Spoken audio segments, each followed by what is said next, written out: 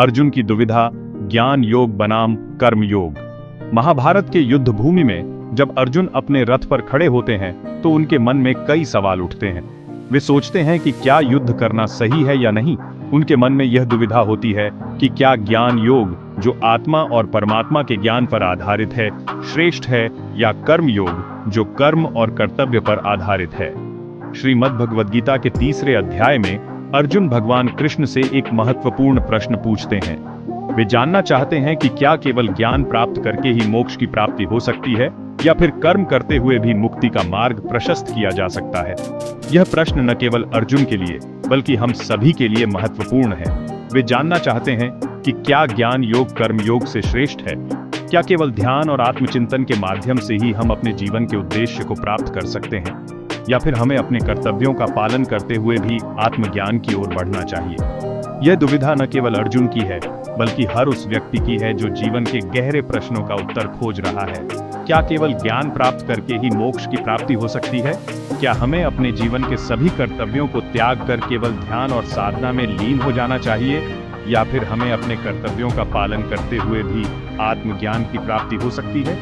यह प्रश्न हमें सोचने पर मजबूर करता है कि जीवन का सही मार्ग क्या है, या फिर कर्म करते हुए भी मुक्ति का मार्ग प्रशस्त किया जा सकता है। क्या हम अपने दैनिक जीवन के कार्यों को करते हुए भी आत्मज्ञान की प्राप्ति कर सकते हैं? क्या हमें अपने कर्तव्यों का पालन करते हुए भी मोक्ष की प्राप्ति हो सकती है? ये प्रश्न हमें सोचने पर मजबूर करता है कि जीवन का सही मार्ग क्या है। अर्जुन की यह दुविधा मानव मन की स्वाभाविक उलझन को दर्शाती है। ये दुविधा न केवल अर्जुन की है बल्कि हर उस व्यक्ति की है जो जीवन के गहरे प्रश्नों का उत्तर खोज रहा है। ये प्रश्न हमें सोचने पर मजबूर करता है कि जीवन का सही मार्ग क्या है। ये प्रश्न आज भी उतना ही प्रासंगिक है जितना उस समय था। हम भी जीवन में कई बार सोचते हैं कि क्या सही है, क्या गलत, क्या हमें अपने कर्तव्यों का पालन करते हुए भी आत्मज्ञान की प्राप्ति हो सकती है या फिर हमें अपने जीवन के सभी कर्तव्यों को त्याग कर केवल ध्यान और साधना में लीन हो जाना चाहिए। हम भी जीवन में कई बार सोचते हैं कि क्या सही है, क्या गलत, क्या हमें अपने कर्तव्यों का पालन करते हुए भी आत्मज्ञान की प्राप्ति हो सकती है या फिर हमें अपने जीवन के सभी कर्तव्यों को त्याग कर केवल ध्यान और साधना में लीन हो जाना चाहिए। ये प्रश्न हमें सोचने पर मजबूर करता है कि जीवन का सही मार्ग क्या है। क्या हमें कर्म करना चाहिए या फिर सांसारिक मोह माया से दूर रहकर ज्ञान की खोज में लीन हो जाना चाहिए? ये प्रश्न हमें सोचने पर मजबूर करता है कि जीवन का सही मार्ग क्या है। यह दुविधा न केवल अर्जुन की है बल्कि हर उस व्यक्ति की है जो जीवन के गहरे प्रश्नों का उत्तर खोज रहा है। यह प्रश्न हमें सोचने पर मजबूर करता है कि जीवन का सही मार्ग क्या है। 2 मार्ग, एक लक्ष्य, मोक्ष प्राप्ति के द्वार। यह द्वार हमें हमारे जीवन के अंतिम सत्य की ओर ले जाता है, जहां आत्मा को परम शांति और आनंद की प्राप्ति होती है। भगवान कृष्ण अर्जुन की दुविधा को दूर करते हुए बताते हैं कि मोक्ष प्राप्ति के 2 मार्ग हैं, ज्ञान योग और कर्म योग। महाभारत के युद्ध के मैदान में जब अर्जुन अपने कर्तव्यों को लेकर संशय में थे, तब भगवान कृष्ण ने उन्हें इन 2 मार्गों का महत्व समझाया, ज्ञान योग और कर्म योग। ज्ञान योग का अर्थ है आत्मज्ञान द्वारा मोह माया से मुक्ति पाना। यह मार्ग उन लोगों के लिए है जो ध्यान और आत्मचिंतन के माध्यम से सत्य की खोज करते हैं। ज्ञान योग का अनुसरण करने वाले साधक ध्यान, स्वाध्याय और आत्मचिंतन के माध्यम से अपने भीतर के सत्य को जानने का प्रयास करते हैं। वे अपने मन और आत्मा को शुद्ध करने के लिए विभिन्न योग और ध्यान की विधियों का पालन करते हैं। और कर्म योग का अर्थ है निष्काम भाव से अपने कर्तव्यों का पालन करना। यह मार्ग उन लोगों के लिए है जो अपने दैनिक जीवन के कार्यों को भगवान की सेवा मानकर करते हैं। कर्मयोगी अपने कर्तव्यों को बिना किसी फल की इच्छा के पूरा करते हैं और इसे ही अपनी साधना मानते हैं। दोनों ही मार्ग मोक्ष की ओर ले जाते हैं। यह इस बात पर निर्भर करता है कि किस मार्ग पर चलने से साधक को अधिक शांति और आनंद की अनुभूति होती है। मोक्ष प्राप्ति के इन दोनों मार्गों में से कोई भी मार्ग चुनकर साधक अपने जीवन को सार्थक बना सकते हैं। यह उनकी आस्था, स्वभाव और जीवन के प्रति दृष्टिकोण पर निर्भर करता है कि वे किस मार्ग को अपनाते हैं। अंततः दोनों मार्ग हमें आत्मा की शुद्धि और परम शांति की ओर ले जाते हैं, जो मोक्ष का वास्तविक अर्थ है। कर्म से पलायन मोक्ष का मार्ग नहीं, निष्क्रियता का भ्रम। बहुत से लोग यह सोचते हैं कि कर्म करने से ही बंधन और दुख उत्पन्न होते हैं, इसलिए कर्मों का त्याग करके ही मोक्ष की प्राप्ति हो सकती है। भगवान कृष्ण इस भ्रम को दूर करते हुए स्पष्ट करते हैं कि कर्मों का त्याग संभव नहीं है।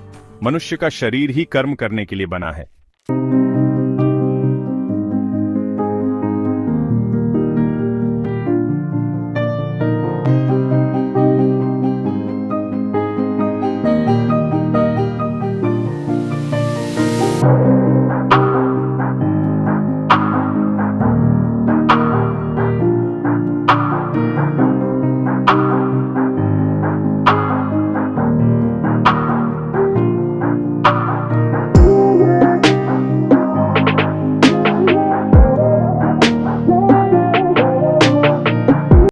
सांस लेना, खाना, ये सभी कर्म हैं।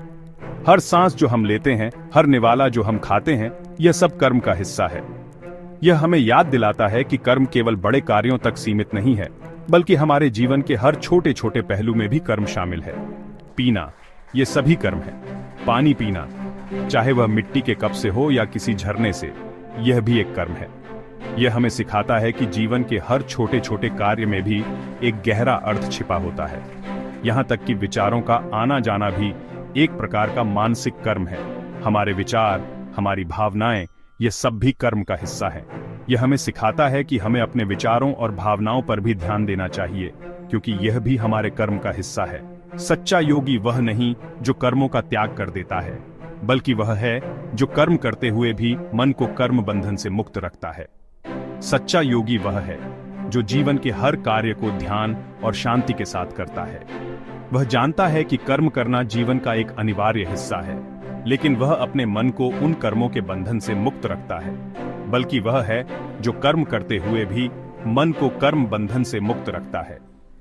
यह हमें सिखाता है कि हमें अपने जीवन के हर कार्य को ध्यान और शांति के साथ करना चाहिए।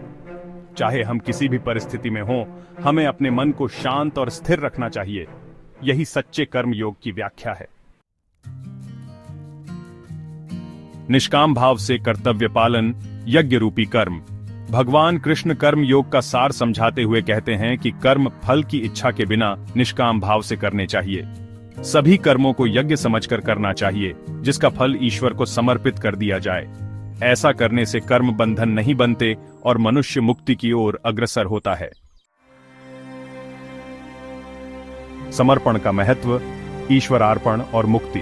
गीता का संदेश है कि जीवन एक यज्ञ है। हमें अपने सभी कर्म ईश्वर को समर्पित करके करने चाहिए। फल की इच्छा और आसक्ति को त्याग कर केवल अपने कर्तव्य पर ध्यान केंद्रित करना चाहिए। ईश्वरार्पण से कर्म फल की चिंता समाप्त हो जाती है और मन को शांति मिलती है।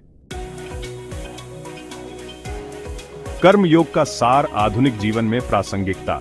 आज के समय में भी कर्म योग का महत्व कम नहीं हुआ है। भाग दौड़ भरी जिंदगी में हम सभी तनाव, चिंता और असंतोष का अनुभव करते हैं। कर्म योग हमें इन सब से मुक्ति दिलाने का मार्ग प्रशस्त करता है। यह हमें सिखाता है कि हम अपने कर्तव्यों का पालन पूरी निष्ठा और समर्पण भाव से करें, लेकिन फल की चिंता न करें।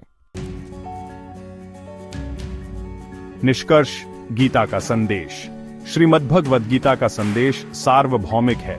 यह हमें कर्म करने की प्रेरणा देता है, लेकिन साथ ही यह भी बताता है कि कर्म कैसे करें कि वे बंधन न बने। यह ग्रंथ हमें जीवन जीने की कला सिखाता है और मुक्ति का मार्ग प्रशस्त करता है। आज के समय में श्रीमद्भगवद गीता का महत्व।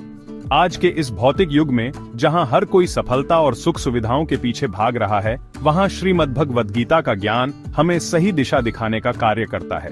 यह हमें सिखाता है कि सच्ची खुशी और संतुष्टि कर्म फल में नहीं, बल्कि निष्काम भाव से कर्म करने में है।